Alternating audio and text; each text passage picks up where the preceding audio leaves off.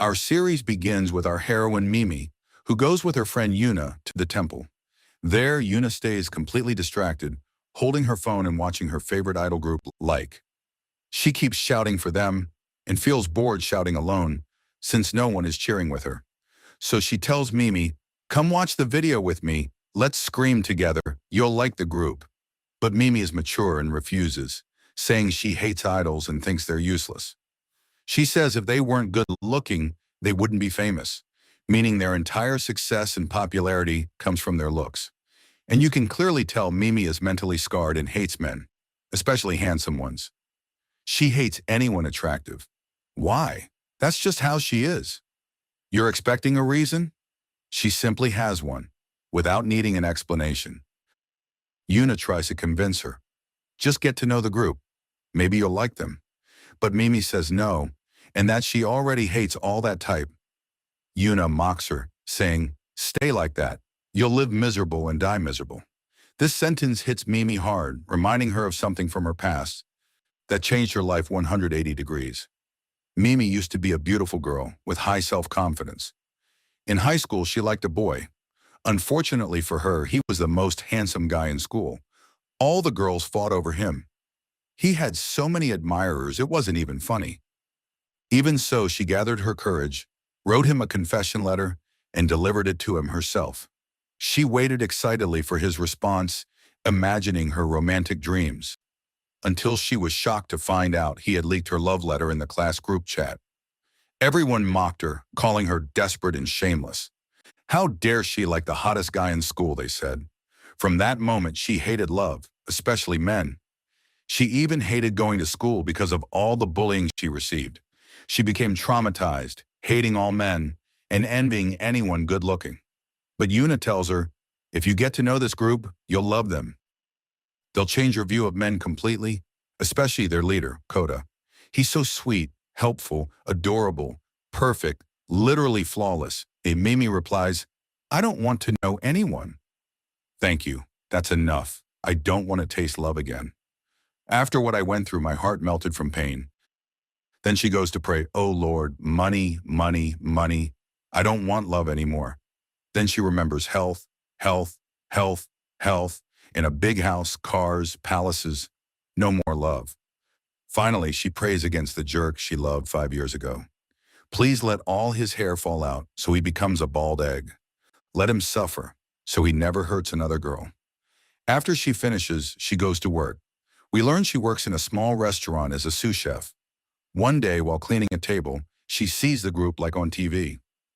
They introduce themselves and the leader Kota says his name. She sees how bright and kind he looks, genuinely sweet, confident, with ambition. He says their dream is to perform at Japan's biggest music festival, become the #1 trend, and gain many fans. When the host asks about their biggest wish, Kota says he hopes to spread happiness everywhere, so no one will feel sad or hurt. Mimi gets goosebumps. Is it even possible for someone to be that kind? No way. He's probably joking. In reality, he's secretly a psycho, a bully, a horrible guy. But before she can finish her sentence, she's shocked to see Kota walk into the restaurant. He looks even better in real life, 100 times better than on TV. She can't believe it. Is that actually him? When she looks closely, it really is him. She tries to run away before he bullies her or hurts her feelings, but the chef orders her to go take Kota's order and bring him water. When she stands beside him, she's stunned by his beauty, his skin, his face, everything. There's no flaw on him. But then she tells herself, maybe he's beautiful on the outside like the moon, but inside he could hurt me. No, I won't get close. She decides to treat him strictly. She asks him what he wants to eat. He says pizza. She goes to get it, but remembers how much Yuna loves Kota, so she decides to surprise her by getting his autograph. But Kota misunderstands and thinks Mimi is his fan. He signs it and feels obligated to repay her for liking him, so he suddenly hugs her. Mimi freezes. She's not used to men. She's always hated them and stayed away her whole life. And suddenly a handsome guy is being sweet to her and hugging her. She panics, gets angry, and snaps at him. "What are you doing? I'm not one of your fans." I took the autograph from my friend Yuna. Kota replies, from today, I'll do anything to make you like me. Mimi says, trust me, you'll never succeed. You'll never win my heart. I hate men with a burning passion, and she unloads all her trauma on him. Even though he did nothing wrong, he ends up crying silently because of how harsh she is. When Mimi goes home, she calls Yuna and tells her she met Kota. Yuna asks what she did, but Mimi gets nervous, afraid to confess she messed up, that he hugged her. She yelled at him, made him cry, and now the whole universe is against her. So she ends the call. I'll tell you later or you'll kill me, she writes in her diary, reminding herself all men are cheaters. No man deserves her heart, and she must avoid Kota at all costs before she falls for him, because she did kind of like him today. What she doesn't know is that the next day, Kota decides to visit the restaurant again. He stays with her and comforts her, just to help her and make her fall for him. The first thing he does is introduce her to the group, like giving her albums, photos, magazines, hoping she'll get interested. He even invites her to a concert and gives her a VIP ticket with a gift meal. But she reacts with disgust, saying, none of this works on me. Take back the food. I don't want to see your face again. Kota says, what more can I do? You really don't feel bored or lonely. You only know Yuna in your life. She says she feels nothing and wants to work hard, earn money, buy an apartment and a car, and become independent. He tells her, fine, I'll do my part. I'll visit you every day and make you feel better, little by little, until you get tired and fall in love with me. Over time, she starts getting used to him. She notices he really is kind, always helping everyone. One day, she sees him in an interview with the famous actress Yumika and thinks they might be dating or something, but she doesn't care much. Another day, while Kota is helping at the restaurant, two men come in. One recognizes him and starts mocking him harshly. Mimi expects Kota to fight back or use his fame to destroy the guy's life. But instead, Kota apologizes and says he'll try to improve himself so the man will like him. Mimi realizes how strong he is, someone who can rise above negative comments. But what she doesn't know is that after that man leaves, Kota steps outside and starts crying. He tells her that all those words really hurt him, but he has to hide it because he's the leader.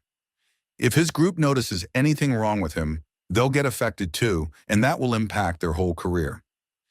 He also tells her that, deep down, he wishes the whole world could be kind and that everyone would treat each other nicely. Everyone should have watched Space Tune when they were kids, he says. Then he leaves. Suddenly, Mimi starts to admire him a little, but she tells herself, wake up. He's a famous idol with so many fans and beautiful girls around him. He would never like you. She says that from now on, she has nothing to do with him.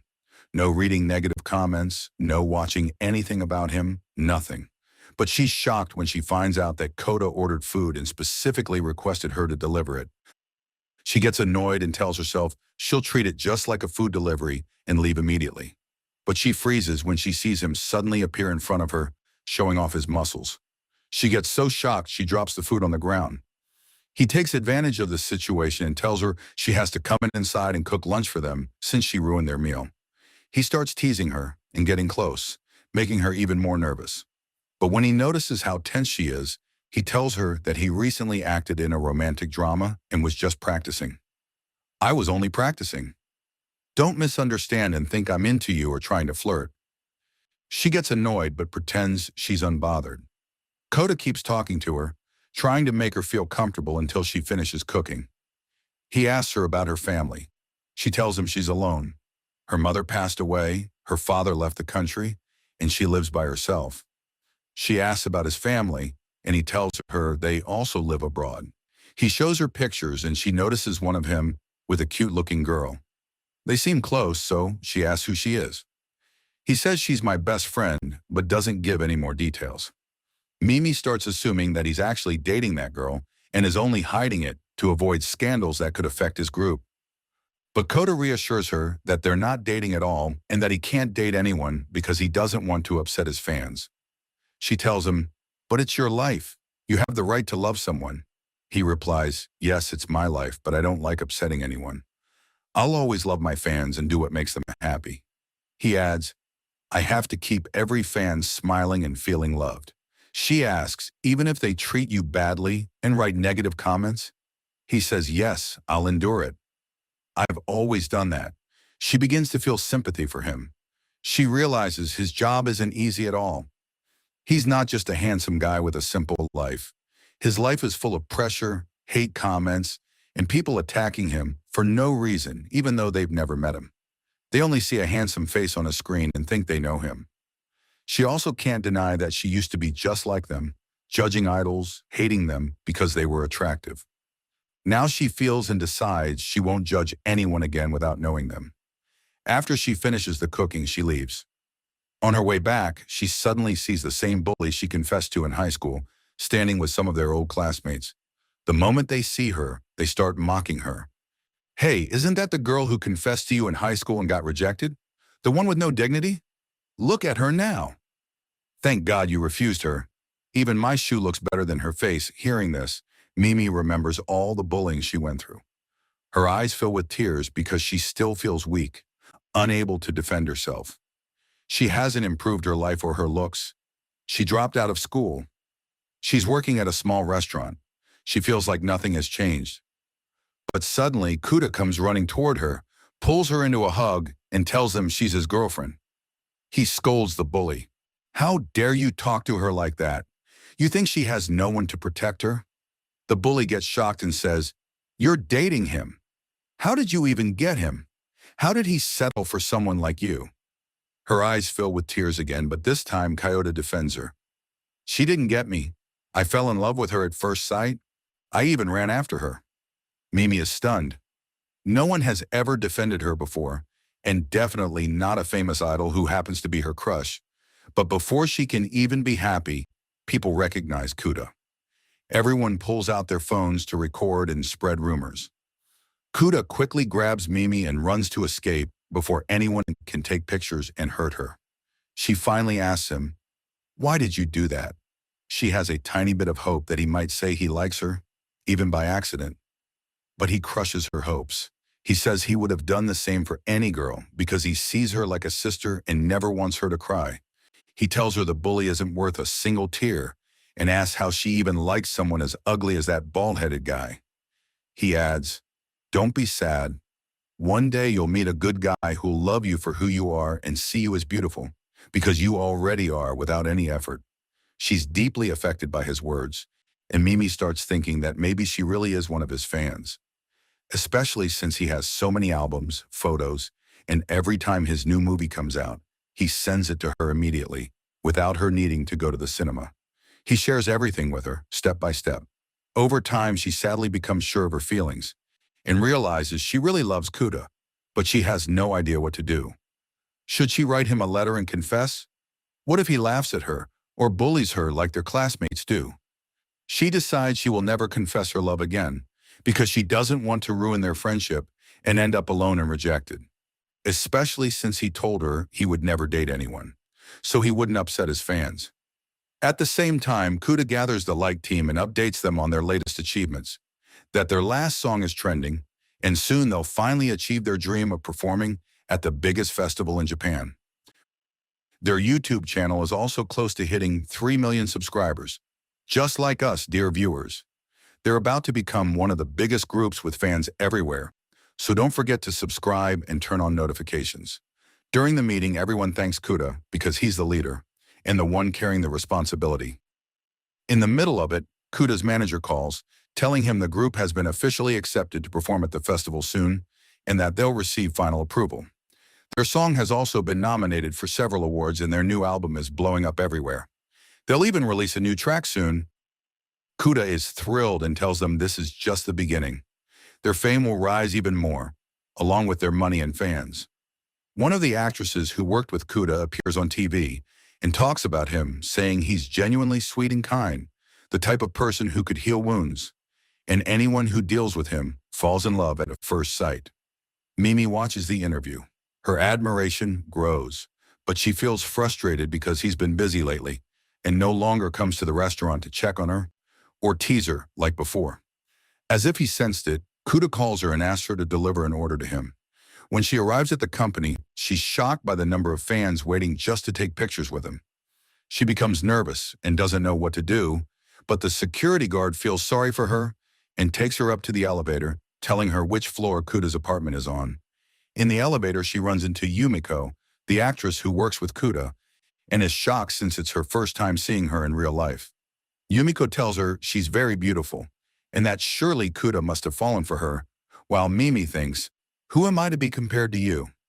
Kuta won't leave all this beauty and look at me. I'm just a regular girl. What value do I even have?" When she arrives, she finds Kuta has been waiting for a while and tells her they're all starving. She notices many photos spread around him. When she asks, he explains these are the outfits he needs to choose from for the festival. She tells him she really likes one of the suits, and he says he'll wear it. She becomes incredibly happy that he'll choose what she liked. Then her attention is drawn to Sam, one of Kuta's group members. She tells Sam that his clothes look really nice and that he looks handsome, asking what he uses for his beautiful hair. Kuta asks whether she likes him, and she replies, "Yeah, he's really cool, honestly." Kuta gets jealous but tries to hide it. While they're talking, the like members join them and see them together. They all start complimenting Mimi, saying she looks cute and gentle, and that they all love her like a sister. They even ask her to choose their festival outfits because her taste is so good. They tell her they've heard Kuta talk about her a lot, that her cooking is great, and that she's very sweet, the best girl he's met.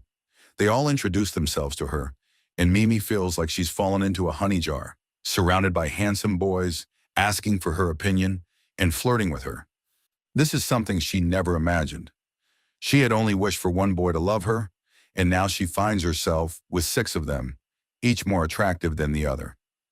But Kuta feels jealous and says, "Guys, leave her. She already picked my outfit. Everyone choose your own. She's one of my fans, not yours." He starts getting closer to her, making her nervous. She panics and accidentally drops what she was carrying, including her diary. Sam notices her diary on the floor, picks it up, and curiosity takes over when he sees she wrote about loving Kuta, but not having enough confidence to confess, because she thinks she's not pretty and has no chance with someone like him. He feels pity for her. Meanwhile, Kuta tells her he has a magazine photo shoot and asks her to come support him. She becomes excited and tries to hint at her feelings for him, but when she arrives, she sees him sitting with Yumiko, the two of them talking deeply and looking adorable together, almost like a couple. Mimi feels discouraged, thinking she has no chance, so she leaves upset. Sam follows her and returns the diary, telling her he found it on the ground and opened it. She panics, especially when he directly asks whether she really loves Kuta. Shocked that he read it, she gets angry, avoids the question, and scolds him for reading it without permission. He tells her that if she loves Kuta, she should confess instead of running away. She shouldn't make the same mistake he did years ago. She's shocked and asks how he knows. He says he read the rest of the diary and learned about the boy who hurt her in high school. He tells her not to be upset.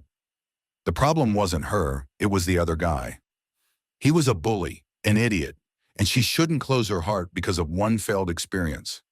While they are talking, Yumiko arrives and greets Sam, telling him she finished shooting with Kuta. When she sees Mimi standing there, she asks who she is.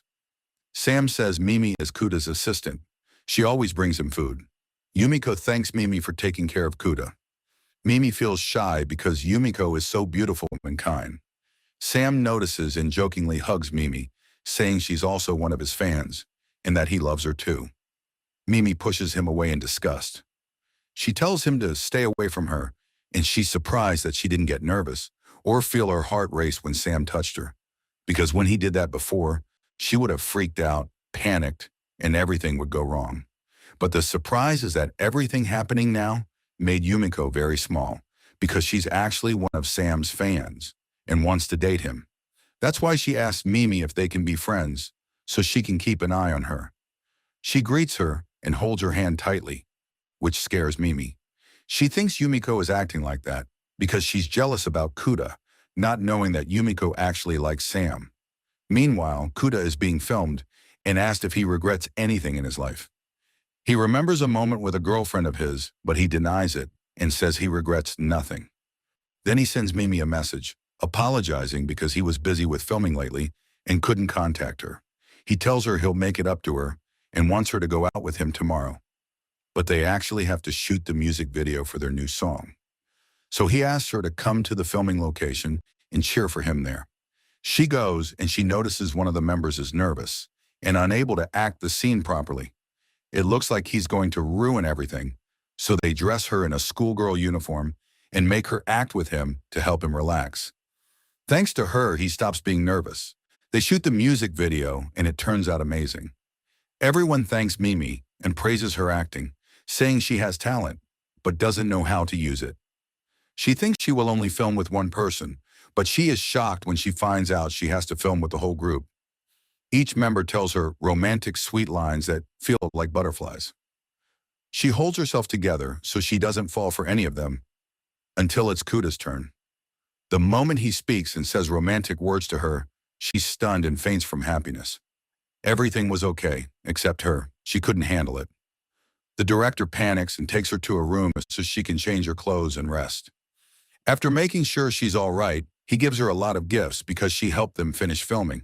She gets excited and chooses the Kuta-shaped figure, puts it in front of her, and gives him one that says, "No risk, no fun." Then she tries confessing her feelings to the figure, saying she loves him so much and hopes one day she can tell him the truth. She says she must stop running away from her feelings, but she's shocked when she finds Kuta standing in front of her, nervous, and his face changed. He tells her he heard everything and knows she was joking and that she loves him, just like she loves the rest of the group. As a fan, nothing more. She doesn't respond, gets nervous, and runs away quickly. But she remembers Sam's words and realizes this is a chance she can't miss. He already knows how she feels anyway. She decides to tell him the truth, goes back, and confesses that she loves him and has real feelings for him, not like the others. She says, "They're all my brothers, but you're not a brother. You're the one I love. I can't see you as anything else. I admire you, and I want to be with you, and maybe one day you'll love me back too." He shocks her by apologizing and saying he has no feelings for her and can't be with her, especially right now. He decided he won't date anyone anymore, and all his love will be for his fans only. She asks him if she isn't his type, or not pretty, or if she did something wrong. He tells her the opposite, that she is a perfect girl, but he's the one with the problem. He says he has psychological trauma and isn't ready for a relationship, and he doesn't want to wrong her. After learning her feelings, he tells her they can't be friends anymore because he won't be able to act normal around her, and she will always feel uncomfortable, so it's better to cut ties completely. She's shocked and upset, but unlike last time, she doesn't lose confidence in herself. This time she decides to step on her pride and not let him go.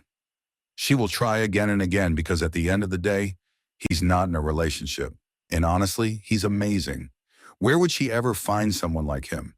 A guy with manners, looks, and money. Her first step is telling herself she needs to change her appearance. She goes to the gym to build some muscles so he'll like her, but she's shocked when she hears girls talking badly about Kuta and about his scandal. She's confused. What scandal? She opens Twitter and checks the trending topics and finds Kuta trending. It turns out the trending topic is that he used to date a girl in high school and chased her until he made her fly. Now all the fans who used to love him, hate him, and insult him. There are pages made just to attack him and ruin his reputation. Even people on TV talk about him badly, saying looks aren't everything, and you should fear cute people who smile because they hide ugly secrets. Mimi watches the show and gets angry because she's the only one who dealt with Kuta closely and knows he's a really good person inside and out. But she gets worried that this talk might affect him, make him isolate himself, get depressed, quit everything, and give up. Sam appears and tells her he has a surprise. When she asks what it is, he opens a box and pulls out Kuta. He tells her he decided to stay with them until the scandal calms down and they thought a lot and they can't trust anyone else but her. He tells her to take care of him, joking that she's worth 100 men. She tells him he's begging, and she takes Kuta home, puts him in her parents' room, and tells him she's only helping him because of the group, Not because she likes him anymore. He reassures her that he won't stay long, won't bother her, and will listen to her. Meanwhile, at the company, chaos breaks out. Everyone is attacking Kuta's group. They were so close to achieving their dream, performing at the biggest festival, but it gets canceled. They also lose 500,000 followers in less than 24 hours. Everyone is stressed, especially Yamako, who is scared for Kuta because she knows these things can affect his mental health. He's sensitive and kind. Mimi notices Kuta is unwell and not himself. He tells her he feels like he has a fever. She checks and finds it's true. She immediately takes care of him, giving him medicine, staying up all night, putting cold towels on his forehead until he gets better. He takes the chance and asks her if she also started hating him because of the rumors. She tells him it's impossible for her to hate him because she's never seen anything but goodness from him. He's a very kind person. Why would she hate him? She's not that shallow. He tells her maybe he hides many things behind his nice personality. But he's not a bad person. He's just misunderstood. She tells him she doesn't care about any of that. She knows he's a good person who could never hurt anyone. He gets emotional and cries because she's the only one who believes him. He opens his heart and tells her the truth about the rumor. He tells her that long ago he had a close friend named Ray. She was like a sister to him. She was the only one he talked to about everything, and she loved him and supported him because his parents were always traveling and he was alone. He reminds her of the picture she saw in his house. The girl in the picture was Ray. He says everything between them was okay, until one day he found out she liked him. He didn't know how to react because he had become an idol, and dating would bring scandals, and the group was still new. There was no room for trouble or rumors. Even though he had feelings for her too, he suppressed them. He buried them and chose to run away from his feelings and distance himself from her completely. Whenever she messaged him, he never replied.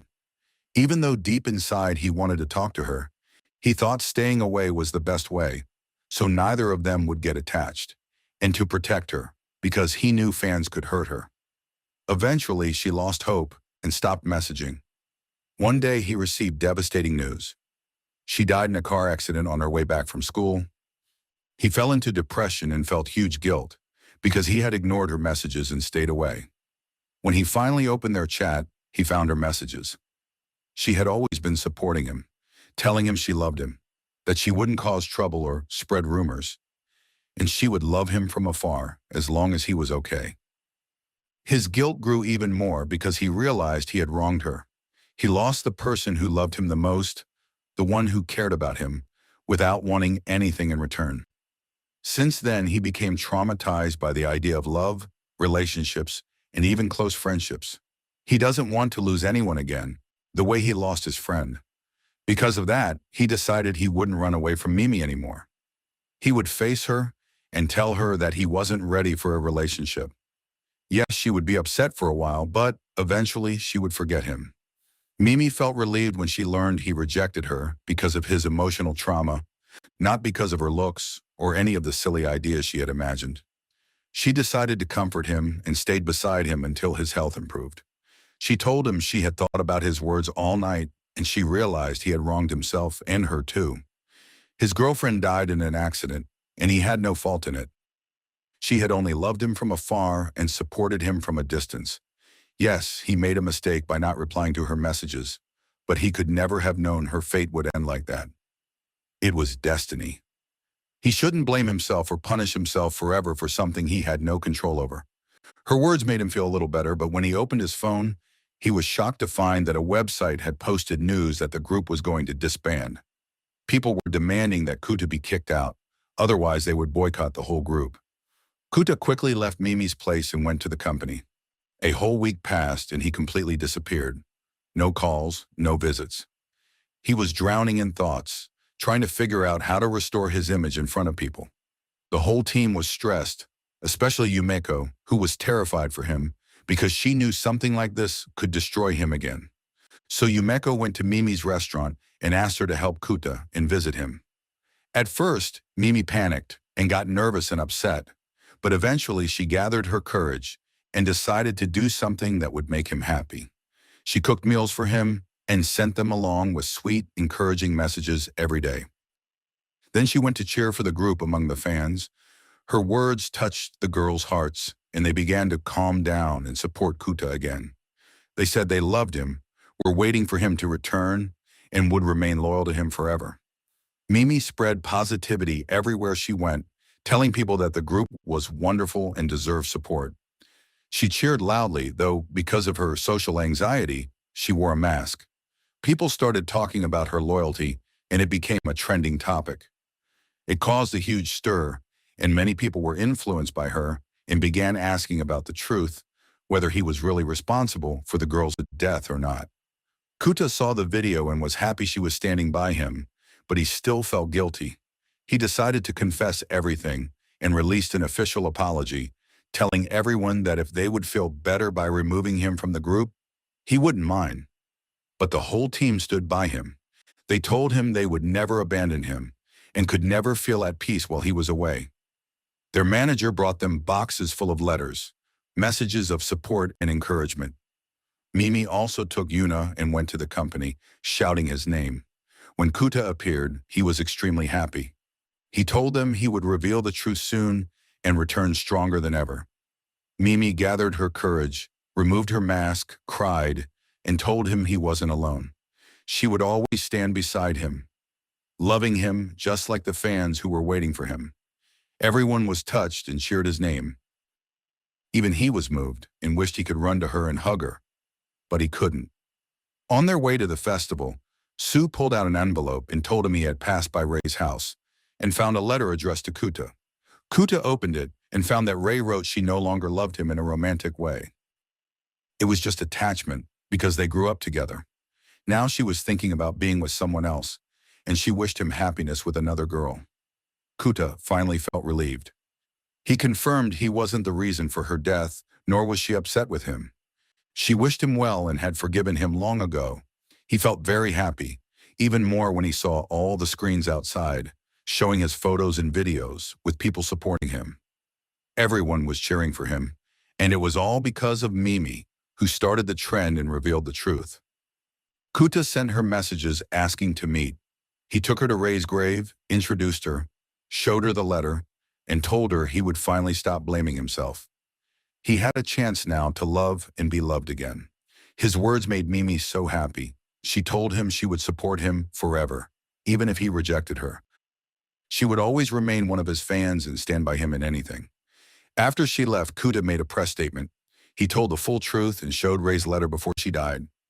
People sympathized with him again. His popularity rose even more, and instead of losing 500,000 followers, he gained 3 million. The festival took place on time. All screens showed their performance, and everyone watched.